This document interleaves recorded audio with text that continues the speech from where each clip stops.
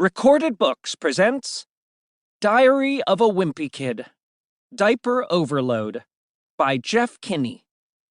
Narrated by Ramon Diocampo. To Scott. December.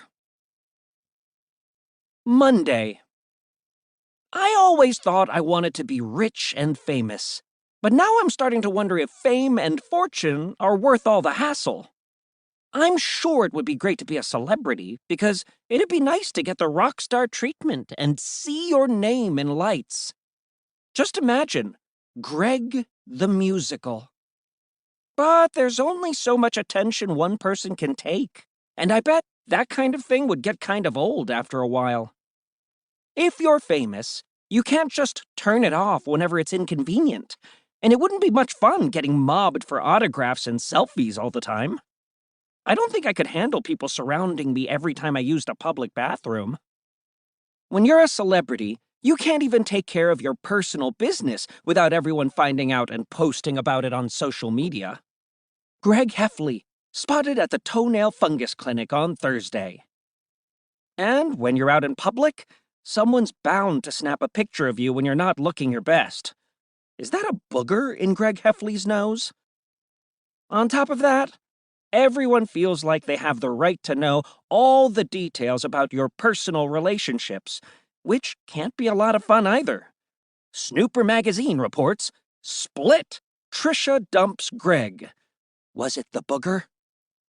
Speaking of relationships, when you're a celebrity, you never know who you can trust, because even the people closest to you will be happy to air your dirty laundry if the price is right. Gossip Weekly cover story, Greg's mom tells all. He was a bedwetter. Plus, Manny spills the beans. The celebrities who have it the worst are former child stars, because after they grow up and fall out of the spotlight, they have to learn how to live like regular people.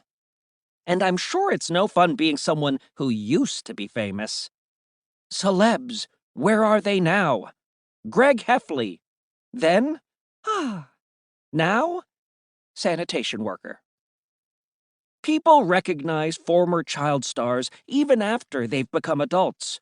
And I'd like to be able to enjoy a meal with my family in public without getting hassled by fans later on, demanding, "Say Zooey Mama, say it!" And me having to explain, "That wasn't even me." Don't get me wrong. It would be nice to have mansions and expensive cars and all the other stuff that comes with being famous. I just wouldn't want to deal with the downside of fame. That's why it would be awesome to be friends with someone who's famous. Then you'd get all the perks of being a celebrity without any of the negatives. Famous people are always traveling the world and going on fancy vacations, and I could definitely see myself getting used to that kind of lifestyle, especially if I wasn't the one paying. If my friend Rowley got famous, I could totally enjoy his private jet while he dealt with the photographers and reporters. Plus, if you're friends with someone who has more money than you can always count on them to pick up the tab, while you make unreasonable demands. Does this steak look medium rare to you? And if you and your famous friend ever have a falling out, it wouldn't be the end of the world, because people will pay good money for juicy celebrity gossip. Gossip Weekly cover story, Greg Heffley tells all. Rowley Jefferson is a bad tipper and all-around cheapskate. The only problem with my plan is that I don't have any friends who are on track to become famous. And even though I've tried to encourage my friend Rowley to start making a name for himself, he just doesn't seem all that interested in becoming the amazing Rowley human cannonball. So I've decided that what would be even better than being friends with a celebrity is being related to one. Because you know your Christmas presents are going to be way nicer if you've got a rich person in the family. My older brother, Roderick, actually has big plans to become a famous musician. But I just don't know how realistic it is to be successful when your band's name is Loaded Diaper. Aside from their name, Loaded Diaper has a few obstacles standing in their way. The first one is that they still practice in our basement, even though my parents probably wish they didn't. It seems to ruin their dinner parties when everyone hears, "We're leaking through your speakers like a chocolate cow," blasting from the basement. On top of that, Loaded Diaper hasn't played an actual show in more than a year, and the only member of the band who's not in high school is the lead singer, Bill. But he's 35 years old and lives in his grandma's basement. Even with all that, Roderick still thinks Loaded Diaper can make it to the big time, and he's come up with a plan for how they can do it. There's a competition called the Battle of the Bands that's held every year, and Roderick thinks if Loaded Diaper works hard to get ready, they can actually win it. Roderick's favorite band, Chihuahua, won the Battle of the Bands when they were just starting out. I'm not a big fan of that kind of music, and the only reason I've even heard of Chihuahua is because Roderick's bedroom is plastered with their posters. Roderick says the Battle of the Bands competition launched Chihuahua's career, and afterward, they were on the cover of every magazine. Ear Splitter Monthly, Top Dog, Chihuahua leads the pack. Cymbal Enthusiast, how Chihuahua's Sebastian Sleeves took a bite out of rock and roll. And Concerned Parent, Bad to the Bone, how heavy metal music is corrupting our youth. Chihuahua broke up before Roderick got a chance to see them play, so everything he knows about them is from magazine articles and old concert footage. But when Bill was 10 years old, his grandma took him to see Chihuahua on their last tour, and he's always bragging about it to Roderick.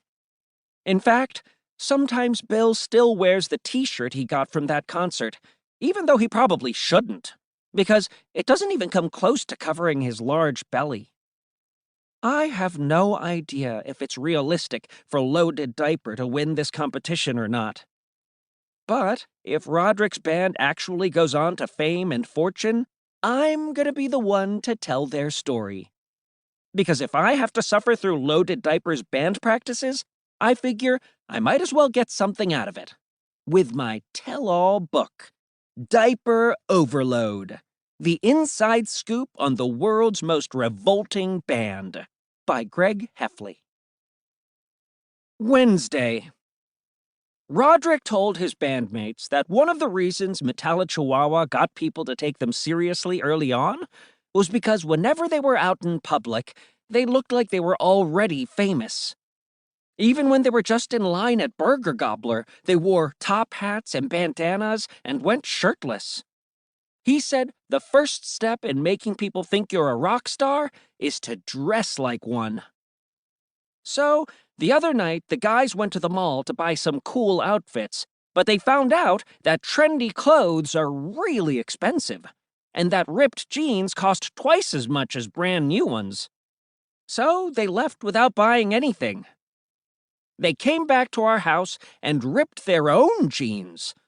But when Mom found them piled up in Roderick's room, she put patches on the holes, and I'm pretty sure she ironed them, too. After that, the guys went to the Goodwill store where you can get used clothes pretty cheap. And Bill put together an outfit of bell-bottom pants, a long vest, bracelets, and a necklace, which he thought made him look like the lead singer of a rock band. But it turned out that half the clothes Bill bought had been donated to the store by his grandma. So she made him turn right around and return them. Then Mackie had an idea. He said they could just buy rock star costumes because the Halloween outlet near us was having an after-season clearance sale, and everybody agreed that seemed like a smart plan. So they each bought a rock superstar costume that, according to the box, came with a guitar. But the costumes didn't look anything like they did on the packaging. They were more like plastic aprons than cool outfits, and the guitars were miniature inflatables. If the guys ever go out in public wearing those plastic aprons, I really hope Bill wears some pants underneath, because those costumes only cover the front. Thursday. Roderick says that every serious band gets professional photos taken so they can use them on posters and album covers. But it turns out, professional photographers are expensive. So, Roderick's been looking into other options. The option he settled on was asking Mom to take the pictures, because she offered to do it for free. So, they spent the afternoon doing a photo shoot in our backyard. But it was hard to get a shot where there wasn't a fence or a swing set in the background. After a while, they ditched their costumes and just tried using the stuff around them. But they ended up with a bunch of pictures with rakes, shovels, and wheelbarrows that they're probably not going to use. Mom said the guys looked too serious in all the pictures, and music was supposed to be fun. So she got them to lighten up a little by convincing them to form a human pyramid, pose with big, goofy smiles, and monkey around on the swing set. But I don't think the guys are going to like the way those photos came out either. Eventually, it got too cold out, and the guys moved inside.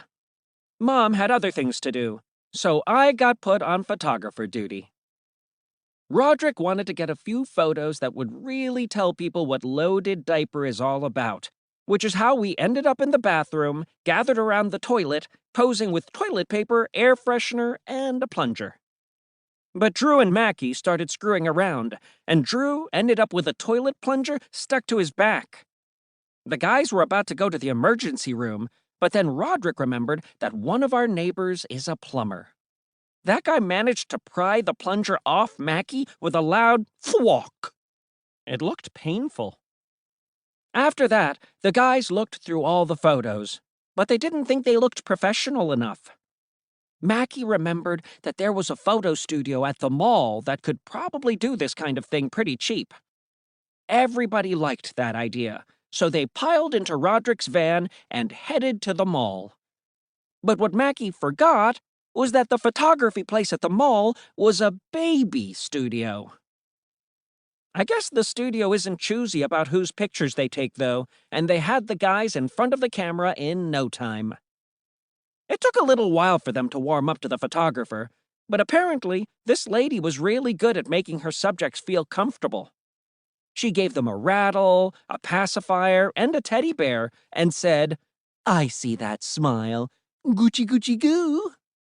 Bill seemed especially pleased. Hee hee. The session lasted an hour, and the photographer took a ton of pictures. But I don't see any of those photos of the band in the bathtub, dressed like plants, or sleeping in butterfly costumes, making their way onto Loaded Diaper's posters either. I guess the guys still wanted their pictures, though. It was cheaper to order a calendar than to buy individual photos, so that's the package they went with. Mom's already using it as our family calendar, so I guess that means we've got 12 months of Loaded Diaper to look forward to. In October, we'll be stuck looking at their heads in a pumpkin patch. Sunday. Roderick thinks the only way for Loaded Diaper to win the Battle of the Bands competition is to play a bunch of shows and keep improving. But right now, they don't have a good way of getting around. A few weeks back, Roderick's van got rear-ended by someone, and now he can't open the back doors.